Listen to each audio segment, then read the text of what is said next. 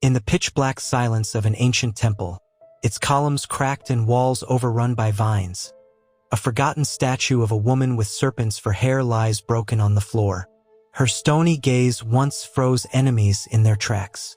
But before she became a symbol of terror, she was something else entirely. Long before Medusa was feared, she was loved. The sun shimmered across the Aegean Sea, its golden light painting the white marble temples of ancient Greece. In the city of Athens, where gods were worshipped and myths were lived, a young woman walked barefoot through the sacred grounds of the Parthenon. Her name was Medusa, and she wasn't yet a monster. She was a priestess, and not just any priestess. She had taken a sacred vow to serve Athena, the goddess of wisdom and warfare. She wore the white robe of purity and kept her hair neatly braided, bound by holy tradition. Her beauty was unmatched, so much so that poets claimed Aphrodite grew jealous. But Medusa never sought attention. She simply wanted to serve her goddess with loyalty. But in the world of gods and mortals, beauty was both a blessing and a curse. Poseidon, god of the sea, ruled the oceans with his trident, but his heart often wandered inland. And one day it landed on Medusa. He saw her in the temple and, like many gods in Greek mythology, acted on desire, not consent. It happened inside Athena's temple, a place meant to be sacred.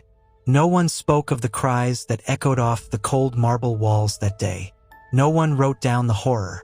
All we know is what came after, Athena's fury, but not at Poseidon. Instead, she turned on Medusa, the victim. She transformed her once beautiful hair into writhing snakes.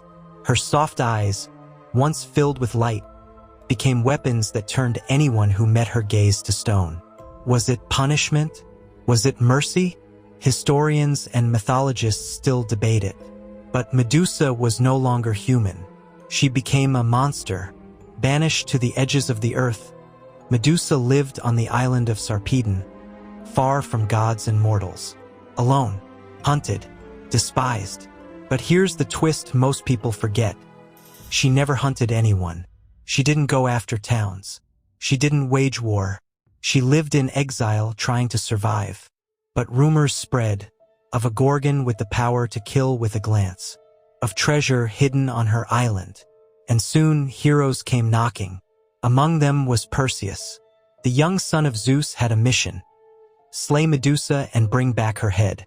He wasn't doing it out of hatred. He didn't know Medusa. He was doing it for a king who wanted him dead. You see, King Polydectes had sent Perseus on what was supposed to be an impossible quest. But Perseus had something even kings didn't: divine help.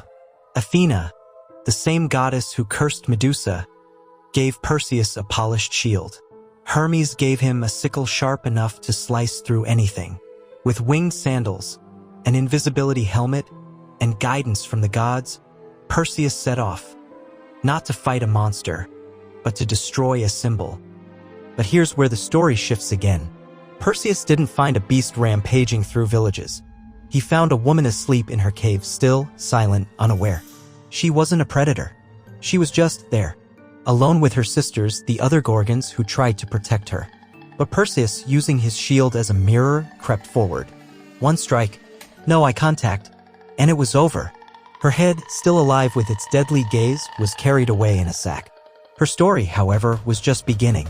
Perseus used Medusa's head as a weapon, turning enemies to stone. It became a tool of heroism. Later, he gifted it to Athena, who mounted it on her shield. The same goddess who cursed Medusa now wore her as armor. How ironic! Medusa's power lived on, not in revenge, but in defense. And centuries later, her image would evolve. In ancient Greece, Gorgon heads were placed on shields and buildings to ward off evil. Her terrifying face became a symbol of protection. Some even believed she guarded the underworld. But as time passed, so did the narrative. The Romans, who loved to twist Greek myths into something new, painted Medusa as a femme fatale, a dangerous seductress. And in the Middle Ages, artists depicted her as a monstrous hag. Her story faded into legend and her pain was forgotten. The victim became the villain. Again. Yet in modern times, Medusa's tale is being retold. Feminist scholars view her not as a monster, but as a symbol of trauma and survival. A woman wronged, silenced, and weaponized. A victim who turned into something the world feared because it had no idea how to process her power. She didn't choose the snakes. She didn't choose the curse. She didn't choose the exile. But she endured it all. And when her head was cut off, something strange happened. From her blood, Pegasus was born. That's right, the winged horse of legend. A symbol of freedom, inspiration, beauty. Out of her death came one of mythology's purest creatures. It's almost poetic. Some say that's the universe's way of saying Medusa was never a villain, that her pain gave birth to something majestic. Others say it was just the gods cleaning up their mess. But think about it. Would a true monster create life after death? Or was Medusa something more? We now look at her story through a new lens, one that doesn't flinch at the injustice she faced. Artists paint her not as a beast, but as a woman in pain. Sculptors show her crying, not snarling. And the question still lingers, was Medusa a monster? Or a warning? A warning about unchecked power. About gods who played with mortal lives. About beauty that became a target. About stories told by the victors, not the victims. Even today, in pop culture, Medusa appears in everything from movies to video games. Always with the snakes. Always with the stare. But rarely with the truth. And maybe that's what makes her story eternal. Centuries passed and the world forgot what really happened in Athena's temple. All that remained was a name whispered with fear, Medusa. Her story was carved into stone, painted on pottery, and echoed through the minds of men who never met her. But the gods remembered. In the shimmering heights of Mount Olympus, where clouds kissed golden thrones, the gods looked down on mortals as if they were chess pieces. Athena, with her gleaming helmet and spear, watched the rise of Perseus and the downfall of the woman she had once punished. A part of her just maybe felt the weight of what she had done. But gods don't apologize. Instead, she took Medusa's head and affixed it to her shield, the Aegis. It became a weapon, a tool of divine intimidation, but also a curse. Because every time Athena marched into battle, she wasn't just wielding power, she was carrying guilt. The goddess of wisdom had transformed a victim into an icon of fear. And that fear spread like wildfire. Across the ancient world, Medusa's image appeared everywhere. On coins, temple walls, armor. But why? Because her face, the cursed, serpentine face, was believed to scare away evil. It protected cities, sacred places, and even newborns. She was no longer just a myth. She had become a guardian demon, a paradox wrapped in stone and legend. But while the world used her image for protection, no one asked what she would have wanted. That's the true tragedy of Medusa. They used her pain, her trauma, her suffering, and turned it into ornamentation. Imagine being violated, transformed against your will, hunted, and killed, only to have your severed head paraded as a trophy. And yet, there's more. When Perseus arrived back with Medusa's head, legends say he turned enemies to stone, defeated monstrous kings, and secured his legacy. But what he carried wasn't just a tool, it was a living curse. The head still breathed, the snakes still hissed, and the eyes still petrified. How is that possible? Because Medusa never really died. Her soul, her fury, lived on. Some say that's why her gaze retained its power. Not because of magic, but because the gods knew they couldn't truly kill what they had created. Some stories say Perseus grew afraid of it, that he eventually buried her head deep beneath the earth where its power would never be unleashed again. Others say it lies in the depths of the sea, guarded by creatures who still whisper her name. A few even believe that Medusa's spirit split, becoming a shadow that haunts those who abuse their power. And then, something strange happened.